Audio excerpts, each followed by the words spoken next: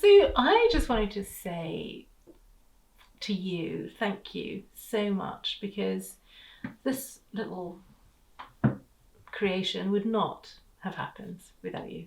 Aw, such a nice thing to say. Well, I mean it.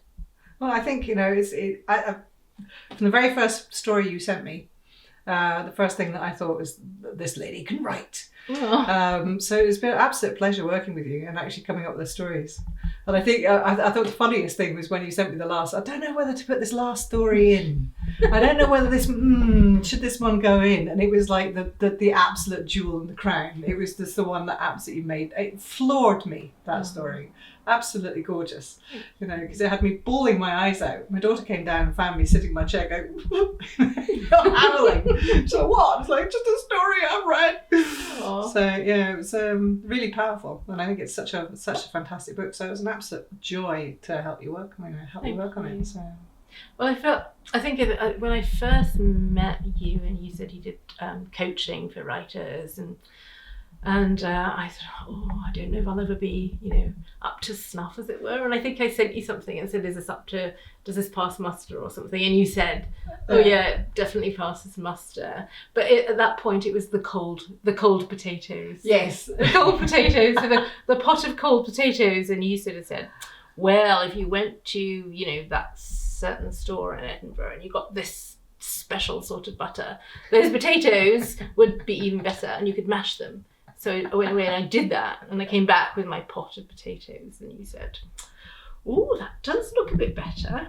But now I think what you need to do, and you have to go to this particular shop, and it's 3 blocks around and 4 buses and 5 trains, and you have to get this specific cream and add it. And so I went away and I did that. You have to stir it in the right direction as well. And I had to stir it in the right direction. But it had to go left, I think. Not right. And then I was like, I don't know what you did, but it was like you wove magic, and those potatoes suddenly tasted really good. Oh, it's a marvelous process. Every author needs an editor. Every single one, because it's like we think we've created this absolutely fantastic thing, but you need somebody who's on the outside who says, but how does that work, and what's this, and sort of like, and how does she feel, and all those questions. And it's all I do is ask questions, really, and sort of say, well, how did that, where do you want that to go, and stuff like that. So but it's those tiny nuggets, and even just on the little blurb piece that I did, I noticed you just made a couple of word changes, and suddenly it was like, that is so much better. Why didn't I think of that? So it was still my work, but you just sort of went, and we'll just polish it up a bit here, and it was magic. So thank you. Great. Well, thank you. It's been an absolute joy working with you. It really has. I can't wait to read the novel. I can't wait to read it. So you've got to get working on that one. All right. Typing away. Thank you. You're very welcome. So the first thing you got published, was that Stir Crazy?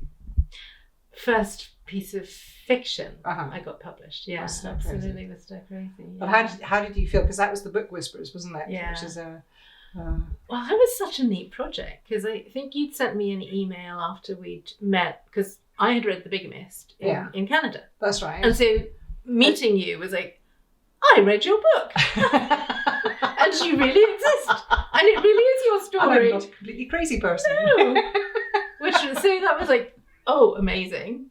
And then you sent me an email saying we were doing this lockdown project, and and then I watched the sort of Monday night thing on Lunacy. You were talking about naked cycling and stuff.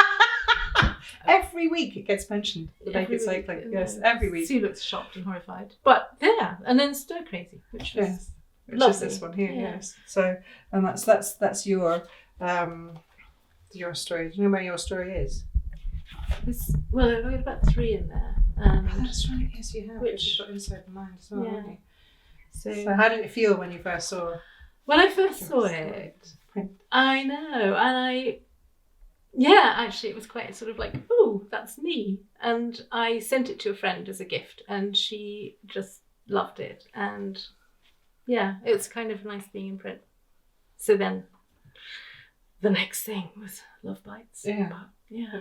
Did you feel more confident doing Love Bites because of Stir Crazy?